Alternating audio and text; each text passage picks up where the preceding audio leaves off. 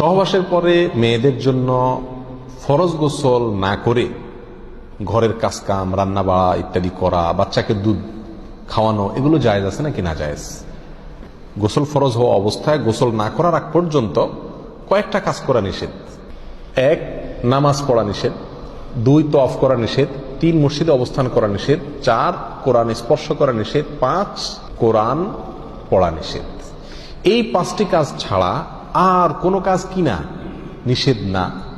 অতএব সহবাসের পরে কোনো মেয়ে, কোনো মহিলা তিনি যদি গোসল না করে, ফরজ গোসল না করে তিনি যদি কি করেন, গৃহস্থলীর কাজকাম করেন, রান্না বাড়া করেন, অন্য কাজকাম করেন, বাচ্চাকে দুধ খাওয়ান, এগুলো এই 5টি নিষিদ্ধ কাজের আওতায় যেহেতু নাই, অতএব সেটা জায়েজ আছে।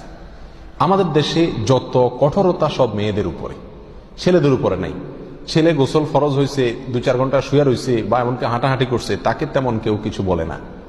সমস্ত চাপগুলা মেয়েদের উপরে। আর এই ফতোয়াগুলা মেয়েদের উপরে, ফতোয়াগুলা দেয় বেশিরভাগ মেয়েরাই। কথার কথা, ননদ আছে, শাশুড়ি আছে বা অন্য কেউ আছে বা জাল আছে, তো তারা খোঁচাইতে শুরু করে যে গোসল না করে বাচ্চাকে দুধ খাওয়াচ্ছে। কোনো বাচ্চা কানতে কানতে মরে যায় কিন্তু দুধ খাওয়ায় না, কেন? কারণ গোসল করেনি। তো এগুলো না জানা কারণে হয়েছে। ফরজ গোসল না করে 5টি কাজ করা নিষেধ, এর বাইরে আর কোনো কাজ নিষিদ্ধ না। অতএব এমনকি আপনি রোজাও রাখতে পারেন, কি ফরজ গোসল না করে রাখতে পারেন বলতে সাহরি খেতে পারেন, সাহরি খেয়ে রোজা শুরু করতে পারেন। তাহলে আপনি বাচ্চাকে দুধ খাওয়াতে পারবেন না, কে বলেছে? বাসায় কাজ করতে পারবেন না, কে বলেছে?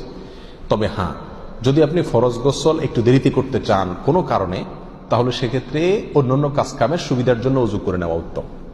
সহিহ মুসলিমের এক হাদিসে আসছে, নবী আলাইহিস সালাম গোসল ফরজ হলে ওই অবস্থায় যদি কেউ ঘুমাইতে চায়, শুয়ে থাকতে চায় অথবা অন্য কোনো কাজ করতে চায়, তাহলে তাকে ওযু করে নেওয়ার পরামর্শ দিয়েছেন। অতএব ওযু করে নিয়ে এরপর অন্যান্য কাজ করা উত্তম। এর বাইরে ওযু ছাড়া যে সে কিছু করতে পারবে না, ব্যাপারটা এরকম না। একবার আবু হুরায়রা রাদিয়াল্লাহু তাআলা আনহু, তার সাথে নবী আলাইহিস সালামের দেখা হয়েছে কোনো এক রাস্তায়, এই অবস্থায় যে তার গোসল ফরজ হয়েছিল। তো আবু হুরায়রা রাদিয়াল্লাহু তাআলা রাসূলুল্লাহ সাল্লাল্লাহু আলাইহি ওয়াসাল্লামকে দেখে এড়াইয়া চলে গেছেন, একরকম পালায়া চলে যাওয়ার মতো, যায় তাড়াতাড়ি করে গোসল টোসল করে তারপরে আসলেন। নবী আলাইহিস সালাম জিজ্ঞাসা করলেন, আবু হুরায়রা তুমি কই গেছিলা, তোমার দেখলাম?